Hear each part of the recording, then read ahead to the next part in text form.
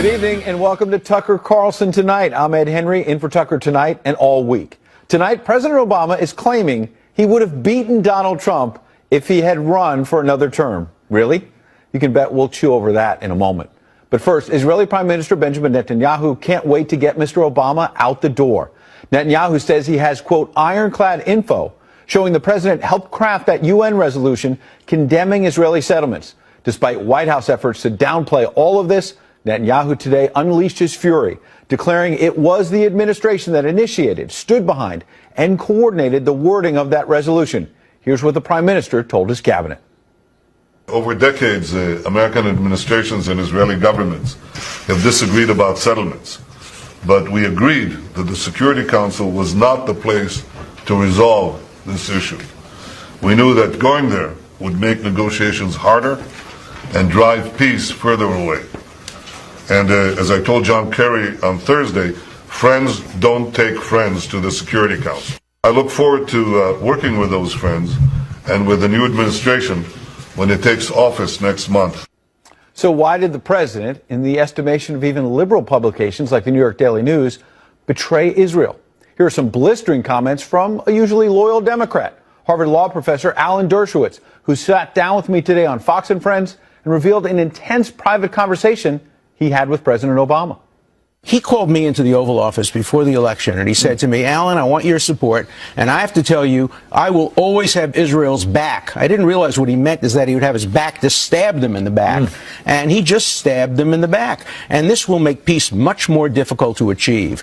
Let's bring in John Bolton, former U.S. ambassador to the United Nations. Good evening, Ambassador. Merry Christmas. And I wonder, do you believe this was President Obama stabbing the prime minister and Israel by extension in the back?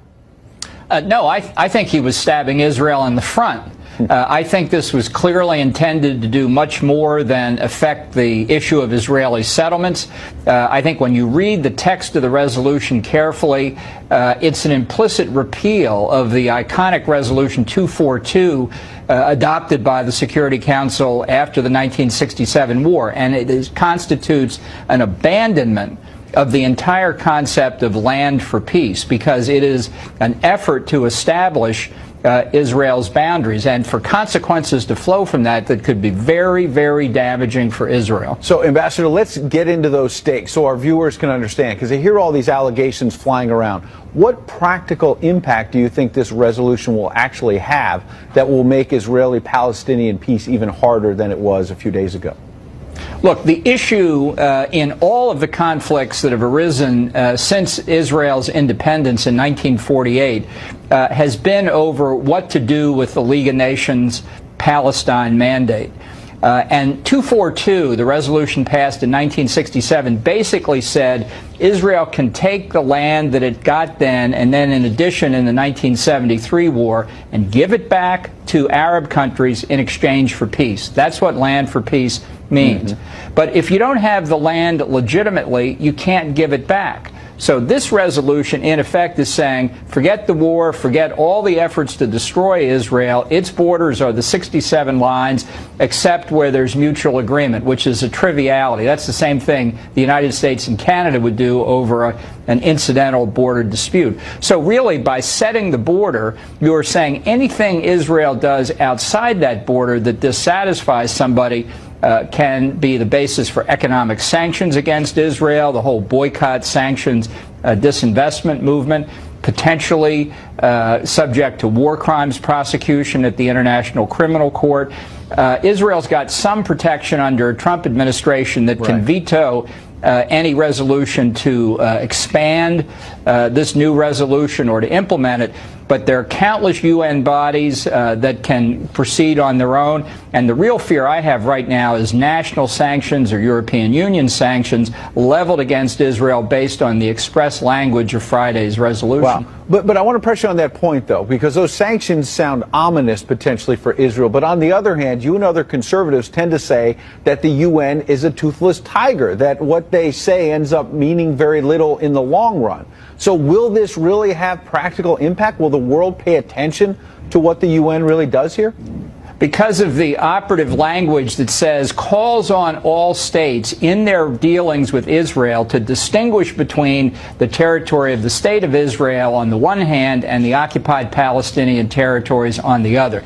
That is the crux of the matter as to which economic sanctions will be leveled against Israel. And you can imagine how it would go. No company shall do business with any Israeli company that does anything in the occupied territories. So the reach of this could be very, very significant. I think the incoming Trump administration has got to make it clear, as Daniel Patrick Moynihan said when he rejected the Zionism is racism resolution, we're never going to accept this. We're going to seek to repeal it. And if we can't repeal it, which is unfortunately probably the most likely outcome, there will be consequences for the 14 countries that voted the wrong way, and for the United Nations system itself, and for the two-state solution, which I think has now reached a well-deserved endpoint. Wow. And Ambassador, last night there was a menorah lighting ceremony near the White House. Normally this is a very peaceful kind of coming together kind of event. There was a rabbi there who had some tough talk for the administration. Watch. I know that some of us are so sad at what happens there with regard to Israel. We must remember that the way to counter any darkness, any disappointment, is not with harsh rhetoric, not with anger, but by creating light. You can hear there that even at this ceremony, they were saying, you know, the administration, this tough rhetoric, this tough stance against Israel, and what was encouraged by other nations there could end up backfiring. And I wonder what you think about that. Well, I think the consequence of the resolution is going to cause a lot of people in the United States in particular to wake up to the political rhetoric we hear so often in this country. We've got Israel's back, the strongest relationship in the world. You know, unless you're prepared to do something about it, I think that's exposed as hollow rhetoric. So, as I say, I think the two-state solution is now exposed for the failure that it is. I think the overwhelming majority of Americans believe the UN had no place in this affair, that, as we have said, on a bipartisan basis for decades, the parties themselves have to reach agreement. So I think the consequences are going to go well beyond this effort to harm Israel. Big story tonight, Ambassador. We'll see whether Republicans in Congress follow through on some of these threats to actually take money away from the UN. They've threatened that before and not followed through. We'll see if they do that. Thanks for joining us tonight. Well, they have followed through in some cases, so we will see. Yeah. Thanks, Ambassador. Appreciate it. Thank you. The president-elect is still working out of his Southern Transition headquarters, his mansion in Palm Beach, Florida. That's where we find Fox News correspondent Peter Doocy. Peter, some action today, some staff intrigue, to say the least, Peter. A lot going on here in Palm Beach. Okay, it looks like he had a little difficulty down there in Florida. Obviously, we'll try to get back to Peter in just a moment. It's now less than a month until Inauguration Day, but some people are wondering, will President Obama ever actually leave? This is what the president told David Axelrod for his podcast, The Axe Files. The majority does buy into the notion of a one America that is tolerant and diverse and open. I'm confident that if I had run again and articulated it, I think I could have mobilized a majority of the American people to rally behind it. He thinks he could have won. Democratic strategist Jessica Ehrlich joins us tonight from Florida. Jessica, it's good to see you. It almost sounds Trumpian. If I ran again, you would get tired of all this winning. I'm Barack Obama, and I would keep on winning. Well, I think actually the president's been saying that through the last at least 6 months. I mean, he did have, record-breaking approval ratings, especially in this last term and this last year as president. And I think he's been very confident and expressed this over and over, as we've seen in the last year, that if he could, run again and be doing it on his own, then things would be very different than they are right now. But Jessica, that being said, yeah. Is that confidence or is that arrogance? Is that confidence or arrogance? I think it's a little bit of both, but certainly he's, allowed that. He's had 8 years of being president with definitely setting records. He was the first African American elected as president of the United States. I mean, he's done things that, no one else has done, whether you like them or not, and has really been able to achieve quite a bit during his time. And I think, he has, a moment now where he can sort of look back on the last 8 years. And I think also now we're going to see him moving towards what his legacy will be and how he wants to structure that going forward, what things will look like. He's still relatively a young man, and there's a lot ahead of him. So what that looks like, will be interesting to see. But certainly, I think he's going to spend a lot of time sort of protecting his legacy. Well, Jessica, I listened closely a moment ago when you said if he had been on his own, he could have won. It seemed like you're suggesting, as other Democrats and Republicans have, that Hillary Clinton was a bad candidate, and if only Barack Obama didn't have that tether, if he ran directly against Donald Trump, you think he might have won? Well, I mean, I think it's a possibility. I don't think that, Hillary Clinton was a bad candidate. I think it was a very difficult time. I think there was a lot of baggage and things where she got, took a lot of hits for it. There are a lot of issues that went into her campaign and why she lost. Certainly, this was an election unlike anything that we have seen, certainly in the last, century. Whether Obama would have been able to beat Donald Trump, there's a good possibility, but who can say how he would have handled the slings and arrows? I mean, there's a lot of animosity between those two men. However, they've really sort of seemed to put that aside. I mean, even Trump has said that during this transition, Obama has been nothing but gracious, that Michelle Obama has been very gracious. They've been very open and helpful to him and his transition team. So, I think now he's just sort of enjoying the glow of, his presidency being over, maybe no more gray hairs in the future. Well, it's interesting because you mentioned that positive transition, and Donald Trump has had a lot of good things to say about both Barack and Michelle Obama. Then you look at what happened at the UN. You look at Barack Obama now in this interview with David Axelrod, his old campaign manager and strategist, saying, look, I probably could have beaten Trump. It's no wonder Donald Trump a short time ago went on Twitter and said, quote, President Obama said that he thinks he would have won against me. He should say that, but I say no way. Jobs leaving, ISIS, O'Care, as in Obamacare, etc. I also find it intriguing. Listen, Barack Obama is now trying to say, look, I wasn't on the ballot. This was about Hillary Clinton, not me. Look what he said actually during the campaign. We checked. I may not be on the ballot this time, but everything we've done's been on the ballot. So he said then to voters going to the polls, I'm not on the ballot, but my policies, my agenda, it's on the ballot. He said that both in the 2014 midterms and lost, and he said it in 2016, and Democrats lost, Jessica. Well, there's a lot of issues that we've had as a party, certainly with a trickle-down, if you will, effect. We've had Obama running at the top of the ticket, and we've seen this ever since 2010. We have steadily continued to lose House seats, lose Senate seats, lose state majorities, whether they be in the state houses, Senate seats, and governorships. And it's a real concern for people. There's this sort of lack of translation of, he as a man, as an individual, was really someone who galvanized people. And I think Trump actually is the same way and can safely say that he won basically on that sort of cult of personality, if you will. Whether that affects or helps other Republicans down the ticket, it's yet to be seen. The party itself, I think both political parties are really in a position of change, and how these men both affect them going forward. Donald Trump for Republicans, and will Obama be as engaged in the Democratic Party, and what our future looks like? It's really hard to say. I haven't seen any indications that he's really going to be that active, going forward. That's right. Jessica Ehrlich, we appreciate you joining us tonight. We'll have to leave it there, but that is a looming question with this interview saying, I could have beaten Trump. Is he really going to leave the stage, Barack Obama? Or I suspect we might be hearing from him in the days ahead. Good. Thanks for joining us tonight. We appreciate it. Thanks. As we said, the president-elect is still working out of his Southern Transition headquarters. That's where we find Peter Ducey, our correspondent, man on the scene. We worked out the gremlins. We bring you him live. Good to see you, Peter.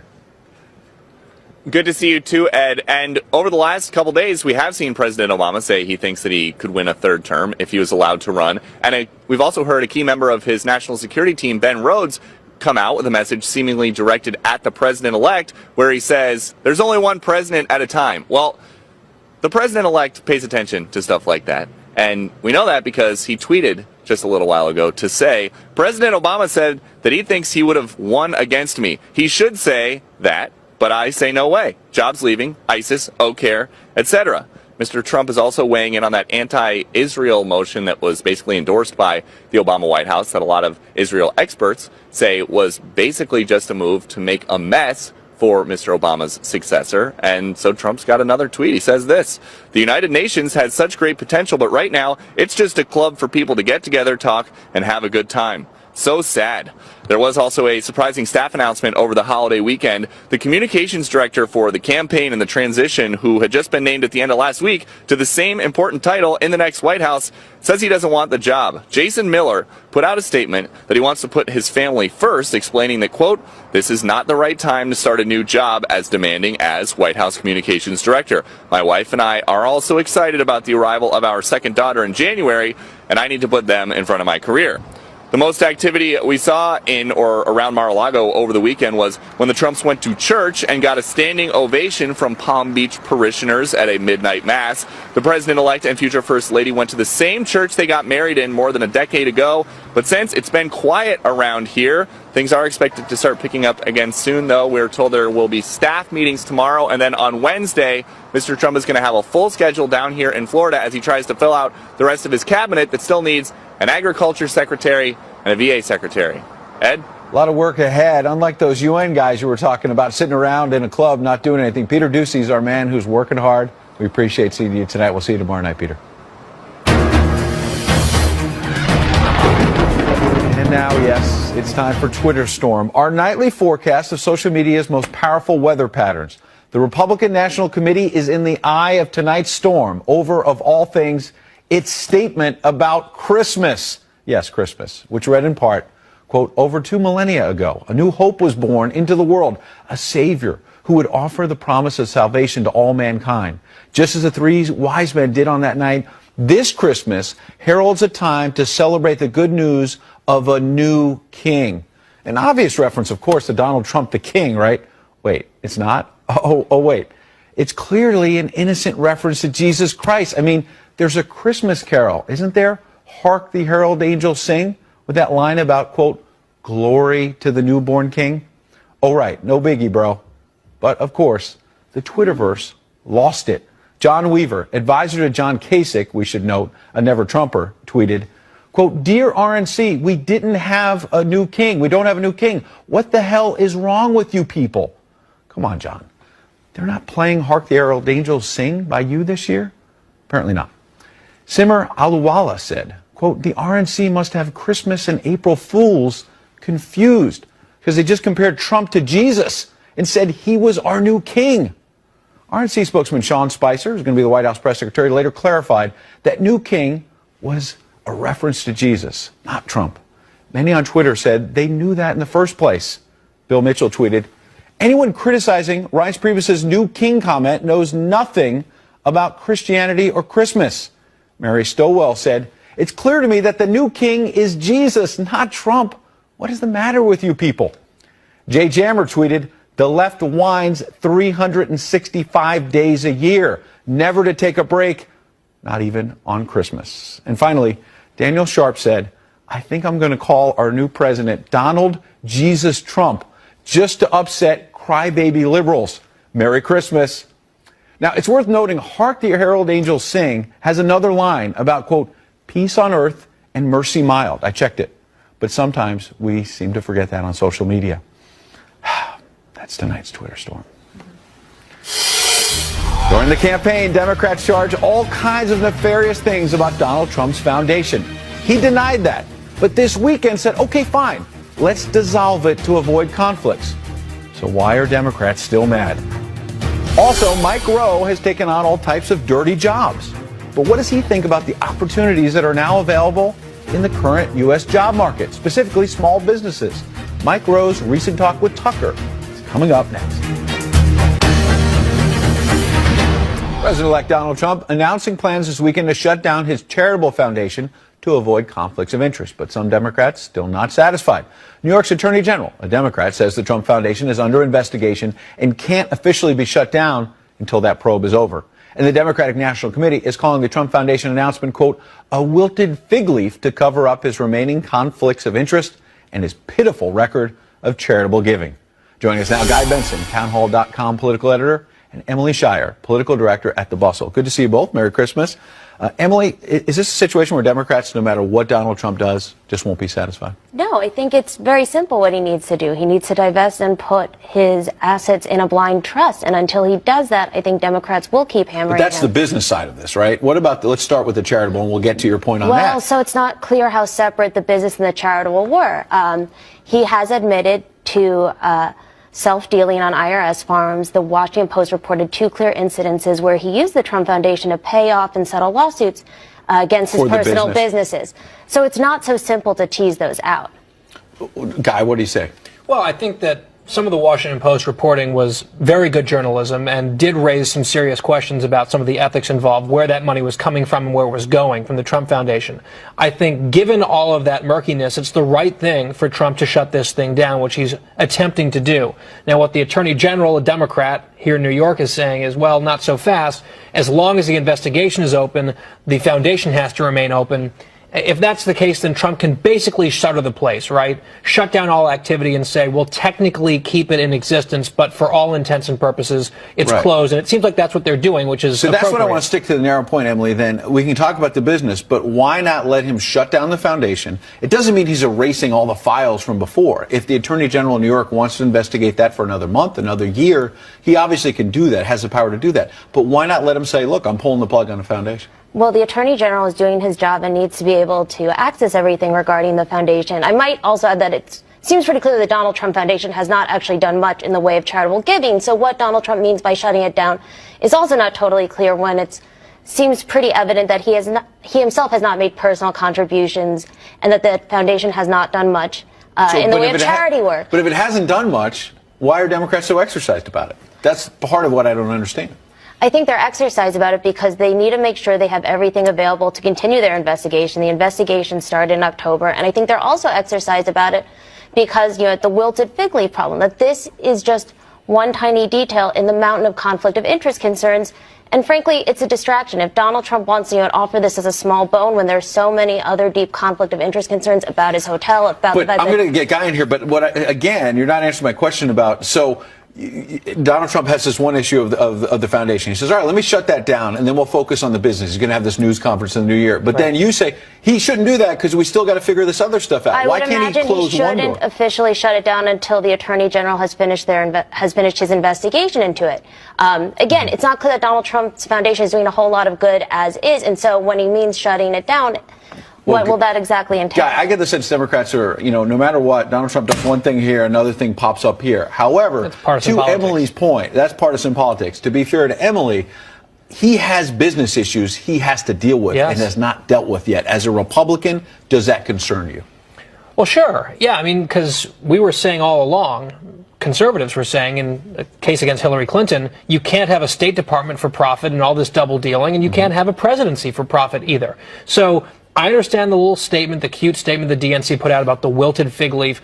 As far as the foundation goes, this is the appropriate move from the Trump people. The AG here can do whatever they want, although they turned a blind eye to a lot of the Clinton stuff because he's a Democrat. That being said, the next step is what happens with the businesses and how can he disentangle himself from his business interests? Those are very serious questions. Those should not be partisan questions. We were supposed to hear details this month. It got punted to next month. That's fine. Let's wait and see what the Trump people come up with. I hope it's something like a blind trust. That is appropriate. So as a conservative, you were being honest that you have concerns, and here's what you think a blind trust will answer that. As someone on the left, do you think that a blind trust will solve this for Donald Trump, or will be a goalpost that keeps moving? Well, that's not good enough. Or is a blind trust good enough? No, I think that a blind trust would take care of many of the problems. So far, Donald Trump has not shown that he will put it in a true blind trust or that he does not know exactly what a blind trust entails. All right. Emily, Guy, appreciate you both coming in. Thanks, Ed. And President-elect Trump tweets about just about everything, and even nuclear arms. And that has liberals, well, up in arms. But are the tweets really that radioactive? We'll debate it. Fair and Balanced next. We may be used to getting used to seeing it. President-elect Donald Trump making foreign policy announcements and pronouncements on Twitter. But some liberals are warning those tweets could be dangerous, especially the ones about nuclear arms. So will Mr. Trump keep up the tweets when he takes office? Former House Speaker Newt Gingrich had this to say yesterday on Fox News Sunday. On the tweeting thing, let me just suggest, if I might, we might as well get used to it. This is who he is. It's how he's going to operate, whether it's brilliant or stupid. He beat 16 rivals, then he beat Hillary Clinton, and he beat the elite media. He ain't giving it up. Do you think it's brilliant or stupid? I think it's brilliant. Some arms control experts are issuing dire warnings that Mr. Trump's tweets could help unleash a nuclear catastrophe. But is that a giant overreaction? Dr. Jeffrey Lewis, a nuclear non-proliferation expert, try to say that quickly a few times, at the Middlebury Institute, joins us live. We really appreciate you coming in, especially on a holiday week. Good to see you. It's fun to be here. Now, Dr. Lewis, I gather, I've been reading closely, I listened to your podcast, that part of your case rests on the idea that President-elect Trump is rash and jumps to conclusions. Well, I mean, I don't think he picks his words very carefully. It may be that there is some careful thinking behind some of the things he says, and I will tell you, I think people are often just as rash in interpreting them as he is in issuing them. But yeah, I don't think he's all that careful with language, and that's new territory for a president. That is new territory, but I want to ask you about that. You say he's not careful with language. You were quoted in the Washington Post saying, quote, if he recklessly tweets, people could read these things in the worst possible light. Do North Koreans have a plan to use nuclear weapons very early in a conflict? They're not going to wait around. If they think they're going to use nuclear weapons against South Korea and Japan. Aren't you jumping to conclusions a little bit there? I know there's all kinds of studies saying that might be what North Korea does, but you're saying he could tweet and the world could explode. Well, look, in peacetime, it's fine. Yeah, I mean, he can make a joke about killing Kim Jong-un, and I don't think anything's going to happen because it's peacetime, right? Mm-hmm. The scenario that I worry about, or at least one of them, is when there is a crisis, right? And that there is already a situation in place where things are very touch and go. And, you know, Trump has joked about having Kim Jong-un killed. And I just, you know, my experience with the North Koreans is they don't find that at all funny. And if we're in a situation where the North Koreans are looking for a sign that an attack is going to come, they might read that into it. So, you know, I'm not so crazy about the tweets. They could read that. On the other hand, there are others who think that we overread Kim Jong-un and that he's just a tubby tyrant. And yes, he has nukes and we need to be careful, but his bark is bigger than his bite. So I think that may also be true, but ultimately that still bothers me because, you know, we're sitting here having this discussion about whether we read them correctly, whether they read us correctly, whether we're overinterpreting Trump's tweets, whether we're underinterpreting them. And I think what that really illustrates, at least to me, is that human beings are fallible. And, you know, in a crisis, if you're not incredibly careful with language, you run the risk of somebody making mistakes. So it's kind of like, doesn't matter who's right, who's wrong, doesn't matter if people are not really hearing what Trump says. And by the way, I think they don't really hear what he says. I think often people misinterpret the tweets. But, you know, at the end of the day, you cause a nuclear war, you can't blame the media for that. So maybe you just, in the Washington Post, you and others were talking about hypotheticals, because I listened to your podcast to do my homework. November 22nd, you said, among other things, quote, we are probably not all going to die in a nuclear war, that you kind of thought some of this was exaggerated. So I guess my question is, are the critics of Donald Trump exaggerating the threat somewhat? Because you're much more of an expert than I am on all of this. I listened to your podcast on November 22nd, and you suggested some of this may just be hype. Well, look, we live in an incredibly polarized society, so I have no doubt that some of the people who are reacting are definitely exaggerating things.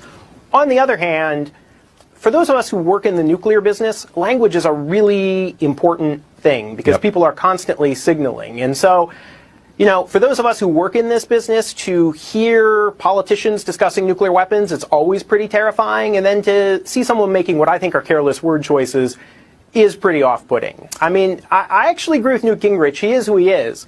I just wish maybe we could convince him not to tweet about nuclear weapons. Last question. What do you make then of Donald Trump, what he said throughout the campaign, and he said it now during the transition, that he sees it as a strength that he's unpredictable?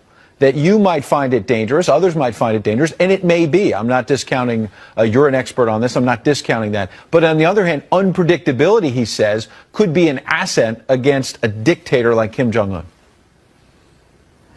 Yeah, that's a giant debate in the strategic community that we're probably not going to settle on television. I would just say, from my perspective, nuclear weapons are the worst possible threat we could face. And so, while there is some advantage to unpredictability, I like nice, plain, old, boring stability. Well, one thing we're not getting from Donald Trump, you and I can agree, is plain and boring.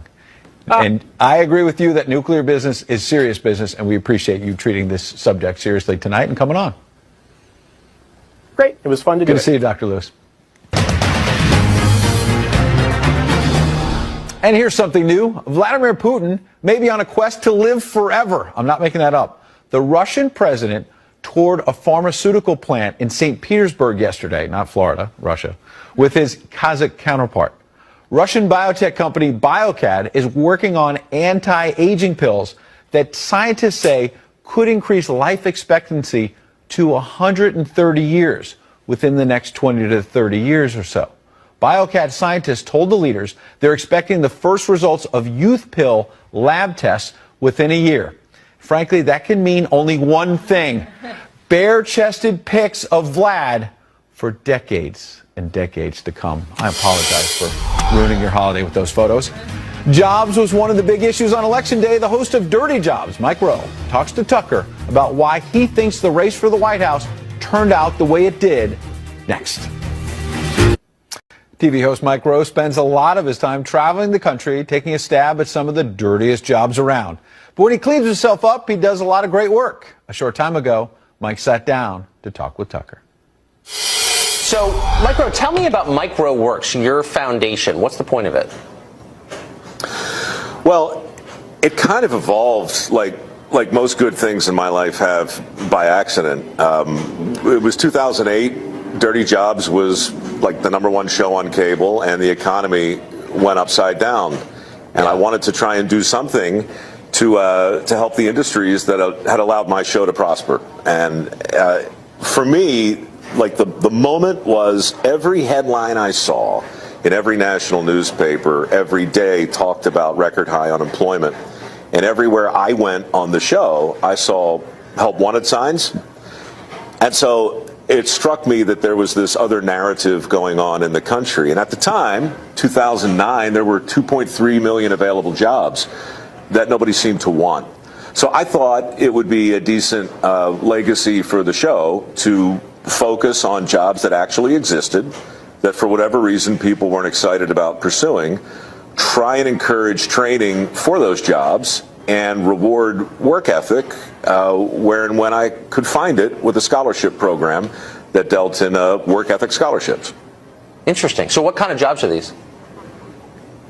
Well, it's the typical technical trade construction jobs. Right now, welding has got to be near the top of the list. The need for welders is shocking. We can't train them fast enough, and the success stories that come back as a result are almost mind-bending.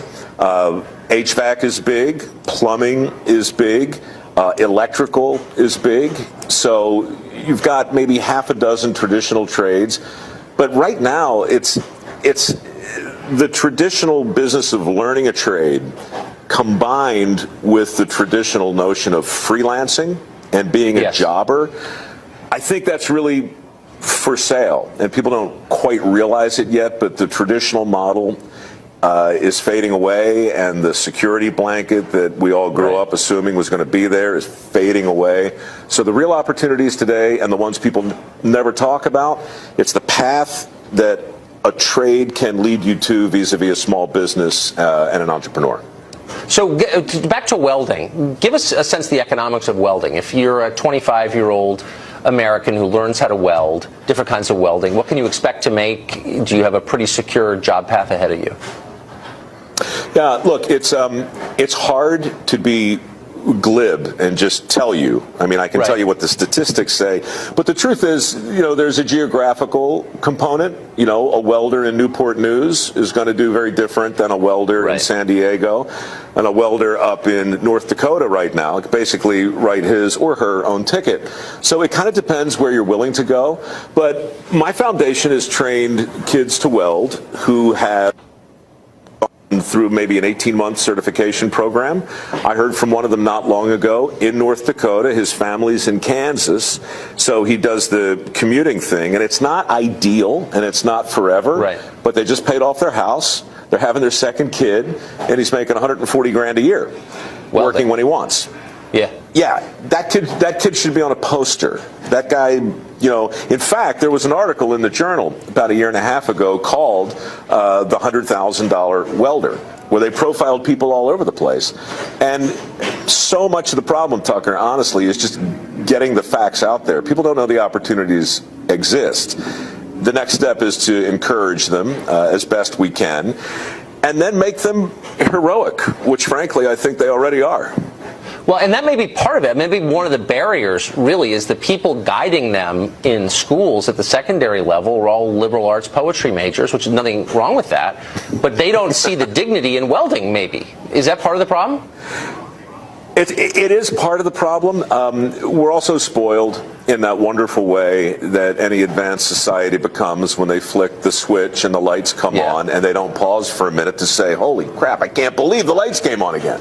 It's amazing. You flush the toilet and it goes away. I mean, we're not properly gobsmacked by the reality of the civilization that we live in. Consequently, the people who are on the front lines of those jobs are by and large transparent. And, you know, we certainly saw that on Dirty Jobs. We paid inordinate attention to people who had been categorically ignored for a long time. Yes.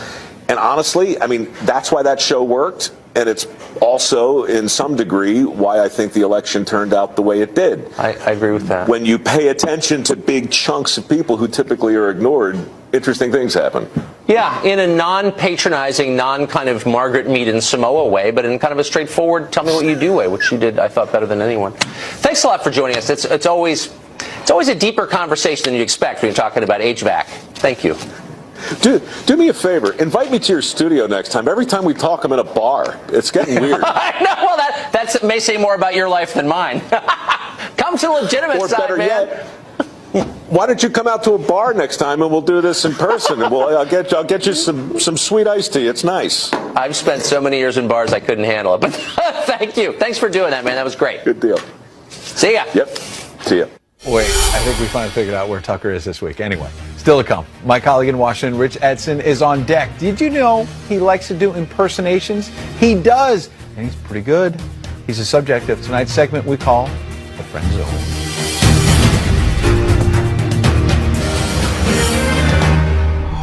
Oh la la! Oh, king in the castle, king in the castle. Have a chair, I have a chair. It's time now for the Friend Zone. I played that because one of the kings of our D.C. castle, correspondent Rich Edson, is here. Rich, is there anything else you have in common with Borat? I'm in your chair right now, so I'm king of the castle right here. It's not every day we get inside jokes on the air in an entire segment. That's what I love, the whole thing, because you have this, which you and I pass each other in the hall in Washington and say, king of the castle, king of the castle. It's just like one of our right. fun movie clips. But the other time, we had a Christmas party a couple of years ago with Eric Cantor. Yeah. He was a House Majority Leader. He was very powerful. I thought it was funny that you do these great impersonations of all kinds of people, including Eric Cantor. He was about 10 feet away and didn't hear you impersonating. I turned to him and said, Mr. Leader, did you know that Rich does a great... And I didn't know that you'd be upset. You got a little upset at me. Oh, no, I didn't get it. Well, you had just gotten to D.C., and this is, we talked to each other a little bit, but this was the big introduction now, like, oh, hey, Mr. Majority Leader, Edson over here does a great impersonation of you. And, people usually love when you do impersonations of him. But the best part of that whole thing is I did the impersonation, and he was very gracious, and he laughed about it. And then the whole Capitol Hill press corps just starts piling on the guy, like, no, you do this. This is what you do. No, you got to do it like this. So we have a clip, not of you, but of Eric Cantor. Let's just play this real quick of how he speaks. Look, obviously we came up short. Look, obviously we came up short. Look, obviously we came up short. Now, I played that in a loop because we were trying to find a time where he said, look. And so he had that drawl from Richmond. So I'm going to ask you to show our viewers, how did you come up with the Eric Cantor impersonation? Give us a line. It's just that's the word you have to look, and it's a look. We had look, and that's and then you take it from there. It's like the trigger almost. Right. Right, and then you launch into it from there. And I was a reporter in Savannah for a couple of years. Yeah. And so, you're just immersed in the Southern accent, then you just kind of adjust it from there for Richmond, the farther you go north. And so I thought it'd be really fun, and it turned out to be fun, but I think you were just a little concerned that, like, you cover the man, he's very powerful, and people, as you kind of said tongue-in-cheek, they don't always like impersonations because you're kind of sort of making fun of them. Right. And then I was worried I wouldn't get invited to next year's holiday party. Did you get invited? I'm not sure. I don't remember if I was or you not. off the list? I don't know. I think I might have been. No, he was, cool with it the whole time. But, so, Rich, at the time you were at the Fox Business Network. You've now come over to Fox News Channel. We're all one big happy family. What do you see as the biggest difference? What's it been like transitioning? The biggest difference is it's, the type of stories that you cover, right? I mean, you look for a business angle in everything you do when you're covering politics in Washington. You cover spending, you cover taxes. And we still do that here at the News Channel. But, when I find myself covering riots in Milwaukee and Ferguson and interviewing the Secretary of State or doing presidential trips, it's a little bit wider of a net when you're general assignment at the News Channel. It certainly is, and you do a great job. And I wonder, how do you think Borat would approach an interview with the Secretary of State? Can you give us 10 seconds of that? I think he would just sit down and he'd let the Secretary of State know he's king of the castle. Rich, we love you at the Fox Are we News. doing this on air? This is live right now, happening? Rich. Okay. We love All your right. impersonations. We wish you a Merry Christmas, and this is why you're one of my friends. You too, buddy. I only have a couple, but you're one of them. Thanks, man. Thanks, buddy. Rich Edson, thanks for entering the Friend Zone. And we'll close things out with what our viewers found in media bias. News abuse is next.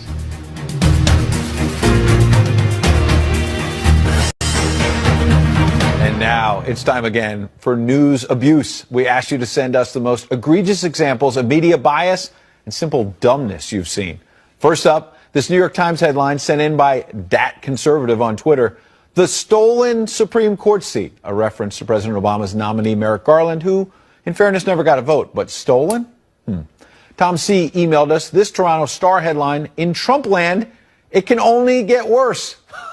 I mean, really? And finally, Rob S. emailed us this headline from The Verge. Trump's tech summit exposed the rotten heart of Silicon Valley. Wow, not too subtle there.